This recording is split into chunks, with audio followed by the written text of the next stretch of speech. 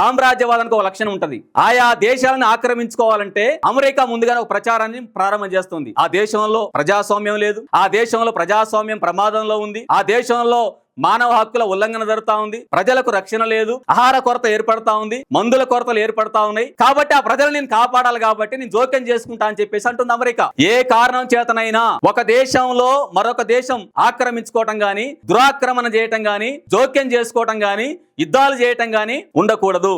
ఇది ముఖ్యంగా మనం అర్థం చేసుకోవాల్సిన అవసరం ఉంది. అందుకని అమెరికా సామ్రాజ్యవాద లక్షణం ఏంటంటే అమెరికాకు సామ్రాజ్యవాదానికి కావాల్సింది ముఖ్యమైనది ఏంటిది? ఆధిపత్యం కావాలి. అమెరికా సామ్రాజ్యవాదానికి మార్కెట్లు కావాలి, దేశాల సంపద కావాలి. ఏ దేశంలో అయితే ఎక్కువ సంపద ఉంటుందో, ఏ దేశంలో అయితే ఆయిల్ నిల్వలు ఎక్కువ ఉంటాయో, ఏ దేశం అయితే స్వతంత్రంగా తనను తాను కాపాడుకొని పరిపాలించుకుంటుందో ఆ దేశాలల్లా ఆక్రమించుకోవడం అమెరికా సామ్రాజ్యవాదం యొక్క లక్షణం. అందుకని అమెరికా సామ్రాజ్యవాదం అంటే ఇదేదో అర్థం కాంది అయినట్టు, అమెరికా సామ్రాజ్యవాదం అంటే మనకు సంబంధం లేదన్నట్టుగా మాట్లాడుతూ ఉన్నారు. తప్పది. అమెరికా సామ్రాజ్యవాదం అన్నా, అమెరికా ట్రంప్ అన్నా దేశాల మీద పడి దురాక్రమణ చేయటం, దోసుకోవటం, దాడులు చేయటం, యుద్ధాలు చేయటం, ఆ దేశాల సంపదను కొల్లగొట్టడం, ఆ దేశాధినేతలను హత్యలు చేయటం, ఆ దేశాలను తన గుప్పిట్లో పెట్టుకోవటం, దాంతో పాటు ఆయుధాలని అమ్ముకోవటం, మాట వినకపోతే ఆ దేశాలని నాశనం చేయటం, ఇది అమెరికా సామ్రాజ్యవాదం యొక్క ముఖ్య లక్షణం. మరి అమెరికా సామ్రాజ్యవాదాన్ని అర్థం చేసుకున్నటువంటి మనం అమెరికా సామ్రాజ్యవాదానికి వ్యతిరేకంగా పోరాడాలి కదా. భారతదేశంలో ఉన్నటువంటి ప్రధానమంత్రి ఇవాళ అమెరికా ప్రపంచ దేశాలని పీడిస్తా ఉంటే, ప్రపంచ దేశాల మీద దాడులు చేస్తా ఉంటే, ప్రపంచ దేశాల మీద యుద్ధాలు చేస్తా ఉంటే మోడీ మాట్లాడ అమెరికా సామ్రాజ్యవాదానికి లొంగి మోకరిల్లి వ్యవహరిస్తా ఉన్నాడు నరేంద్ర మోడీ. దీన్ని భారత ప్రజలకు అర్థం చేసుకోవాల్సిన అవసరం ఉంది. అందుకని ఇరాన్ మీద ఇజ్రాయెల్ అమెరికాలు సాగిస్తున్న యుద్ధాన్ని మనం ఖచ్చితంగా వ్యతిరేకించాల్సిన అవసరం ఉంది. ఇది ఆయిల్ కోసం, ఆధిపత్యం కోసం జరుగుతున్నటువంటి యుద్ధం. ఇది ప్రపంచ దేశాలకు కూడా రానున్న కాలంలో ప్రమాదంగా మారే ప్రమాదం ఉంది. మరో ముఖ్యమైన అంశం, ఇవాళ ఇరాన్ లో యుద్ధం జరిగితే ప్రపంచ వ్యాప్తంగా ఆర్థిక సంక్షోభాలు తలెత్తే ప్రమాదం ఉంది. ప్రపంచ వ్యాప్తంగా ఆర్థికంగా దేశాలు నష్టపోయే ప్రమాదం ఉంది. ఆయిల్ కొరత ఏర్పడే ప్రమాదం ఉంది.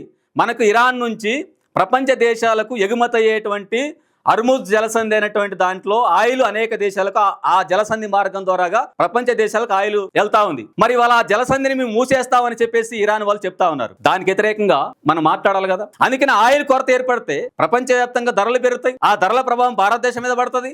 ఆ ధరల ప్రభావం అన్ని వర్గాల మీద పడుతుంది. కాబట్టి భారతదేశంలో కూడా ఆర్థిక సంక్షోభాలు వచ్చే ప్రమాదం ఉంది. ఇరాన్ యొక్క యుద్ధాన్ని ఆపాలన్నా, ఇజ్రాయెల్ అమెరికా దురాక్రమణని మనం వ్యతిరేకించాలని ఖచ్చితంగా ఇవన్నీ కూడా ముడిపడి ఉన్న అంశాలు. అందుకనే ఇవాళ ఇరాన్ ఎప్పుడు కూడా భారతదేశానికి వ్యతిరేకంగా మాట్లాడట్లే.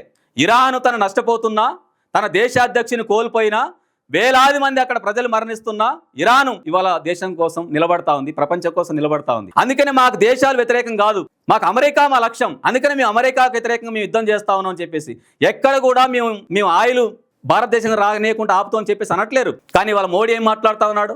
నేను రష్యా దగ్గర ఆయిల్ కొనుక్కోవడానికి భారతదేశానికి హామీ ఇస్తున్నా, అనుమతిస్తున్నా అంటుండు. చాలా మంది మాట్లాడుతున్నది ఏంటి? అమెరికా అధ్యక్షుడు భారతదేశం మీద పెత్తనం ఏంటి? ఈ దేశ ప్రధాని నరేంద్ర మోడీ ట్రంపా? ఇలా అర్థం కాని ప్రశ్న. అసలు ఈ దేశాన్ని పరిపాలించుకోవాల్సింది మనమా ట్రంపా? మన దేశం యొక్క సార్వభౌమత్వాన్ని తాకట్టు పెట్టి మన దేశాన్ని నాశనం చేస్తా ఉంటే, మన దేశం మీద నాశనం చేయటం అంటే ఏంటి? దురాక్రమణ పూరితంగా మన దేశాన్ని ఆక్రమించాలని చెప్పేసి ఇవాళ అమెరికా పెద్ద ఎత్తున కుట్ర చేస్తా ఉంది. ఏంటి ఆ కుట్ర? ఇవాళ సుంకాల పేరుతోటి భారతదేశంలో పెద్ద ఎత్తున మన మీద భారాలు వేస్తా ఉంది. మనం ఎగుమతి చేసేటువంటి వస్తువుల మీద అక్కడ అమెరికాలో సుంకాలు లేవు. సుంకాల పేరుతోటి దాడులు, సుంకాల పేరుతోటి దౌర్జన్యాలు, సుంకాల పేరుతోటి ఆర్థిక భారాలు, ఇవన్నీ అమెరికా సామ్రాజ్యవాదం సాగిస్తున్న దుర్మార్గాలు కదా. మరి ఈ దుర్మార్గాలను వ్యతిరేకించాల్సిన మన విశ్వగురు నరేంద్ర మోడీ గారు ఎందుకు మాట్లాడటం లేదు? అందుకని అమెరికా సామ్రాజ్యవాదం అంటే దురాక్రమణ పూరితం.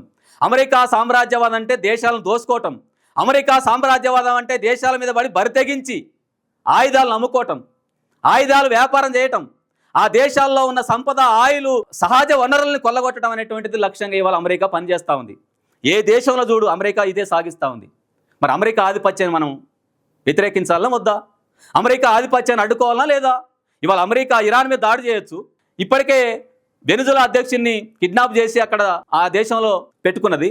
అనేక దేశాలలో యుద్ధాలు చేస్తూ ఉంది. ఎందుకు చేస్తూ ఉంది యుద్ధాలు? అణువాయుధాల సాకు చేపెట్టి అక్కడ అనేక రకాలుగా ఉన్నటువంటి సహజ వనరులని, సంపదల్ని కొల్లగొట్టడం కోసం, ఆయిల్ మీద ఆధిపత్యం కోసమే ఇరాన్ మీద ఇజ్రాయెల్ గాని అమెరికా గాని సాగిస్తున్న యుద్ధం ఆయిల్ ఆధిపత్యం, ప్రపంచ ఆధిపత్యం. ప్రపంచంలో నాకు ఎవడు ఎదురు తిరిగినా వాని కథం చేస్తా అంటుంది అమెరికా. ప్రపంచంలో నా మాట ఎవడినపోతే వాని కథం చేస్తా అంటుంది అమెరికా. నాకు అణిగిమణిగి ఉండాలి, నేను చెప్పినట్టు వినాలి, నేను చెప్పిందే వేదం, నా డైరెక్షన్ లోనే ప్రపంచ దేశాలను కూడా ఉండాలని చెప్పేసి చెప్తా ఉంది. ఈ తప్పు అని చెప్పేసి చైనా, రష్యా దేశాలు అమెరికాకు వార్నింగ్ ఇస్తా ఉన్నాయి. ఇవాళ అమెరికా సాగిస్తున్న సాధిస్తున్నటువంటి ఏదైతే యుద్ధ పరిణామాలు ఉన్నాయో ఇవాళ అమెరికాకి వ్యతిరేకంగా పెద్ద ఎత్తున నిరసనలు వస్తా ఉన్నాయి. ఇజ్రాయెల్ కోసం ఇరాన్ మీద సాగిస్తున్న యుద్ధంలో మేము మా పౌరులుగా మేము ఎందుకు ప్రాణాలు కోల్పోవాలని చెప్పేసి వాళ్ళు అమెరికా మిలిటరీ వాళ్ళు అక్కడ వ్యతిరేకంగా వస్తా ఉన్నారు. అందుకని అన్ని పరిణామాల రీత్యా భారతదేశంలో ఇరాన్ యుద్ధాన్ని బలపరిచే వాళ్ళు అంతర్జాతీయ ద్రోహులుగా మిగిలిపోతారు. ఇరాన్ మీద జరుగుతున్నటువంటి అమెరికా విధ్వంసాన్ని బలపరిచే వాళ్ళు దేశ ద్రోహులే కాదు అంతర్జాతీయ ద్రోహులుగా మారతారు. అందుకనే ప్రపంచ మానవాళిని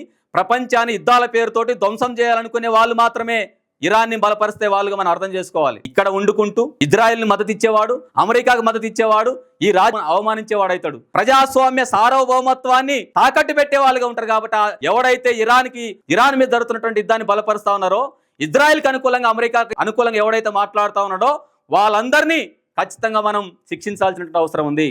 సామ్రాజ్యవాదానికి వ్యతిరేకంగా భారతదేశ ప్రజలందరూ కూడా ఐక్యం కావాల్సిన అవసరం ఉంది. సామ్రాజ్యవాదం నశించాలి. అమెరికా సామ్రాజ్యవాదానికి వ్యతిరేకంగా మనందరం కూడా గొంతు విప్పాల్సిన సందర్భం వచ్చిందని చెప్పి తెలియజేస్తా ఉన్నాం.